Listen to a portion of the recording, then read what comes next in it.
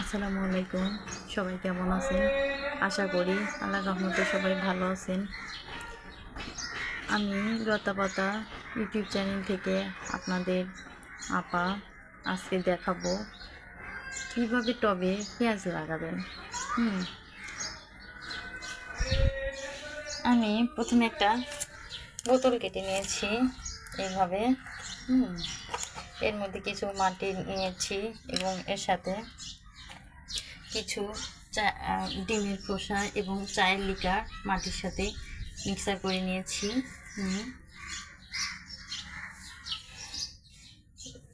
এবার আমি বোতলটাতে মাটি ভরাট করে দিচ্ছি। দেখতে পাচ্ছেন, একটু হালকা হালকা করে মাটিটা দিতে হবে, তাহলে চারাটা খুব সহজেই বের হয়ে আসতে পারবে। এইভাবে সবগুলো মাটি দিয়ে আমি এবার পেঁয়াজের চারাগুলো দিব। প্রথমে আমি এখানে কয়েকটা পেঁয়াজ নিয়েছি।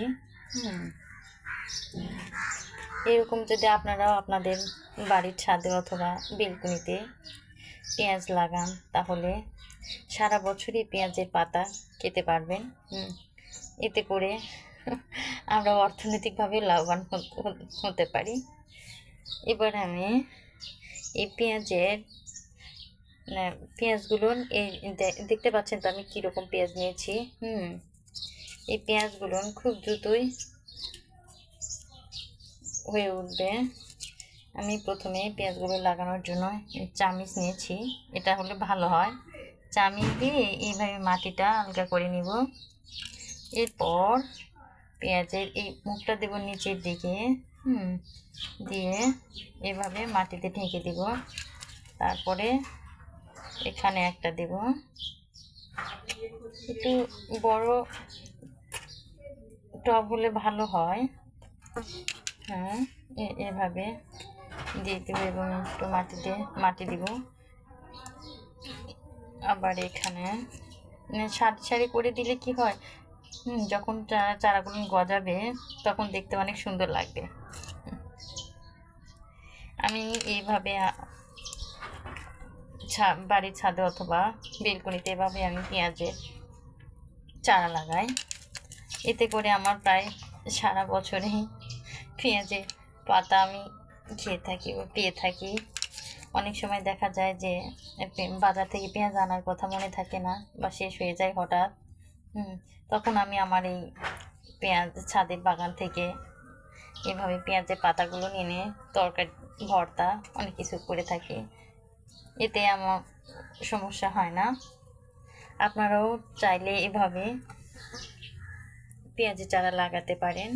আমি এখানে যে রেখেছি চায়ের লিকার, ডিমের খোসা এবং মাটি অ্যাড করে রেখেছি। এগুলো এখন কি করব, এর উপর দিয়ে এভাবে ছিটিয়ে দেব। তাতে করে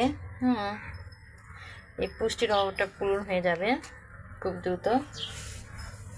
এবং আমি এর সাথে অ্যাড করে দিচ্ছি একটু পানি, তাহলে আরও খুব দ্রুত চারাগুলো গজাবে এবং চারাগুলো হয়ে উঠবে। আপনারা চাইলে এর সাথে কিছু জৈব সার অ্যাড করতে পারেন। আর অবশ্যই আপনারা চাল ধোয়া পানি ফেলে না দিয়ে আপনার টবে অথবা বাগানে গাছের গোড়ায় দিতে পারেন। এতে করে নাইট্রোজেনের অভাবটা পূরণ হবে। ভিডিওটা ভালো লাগলে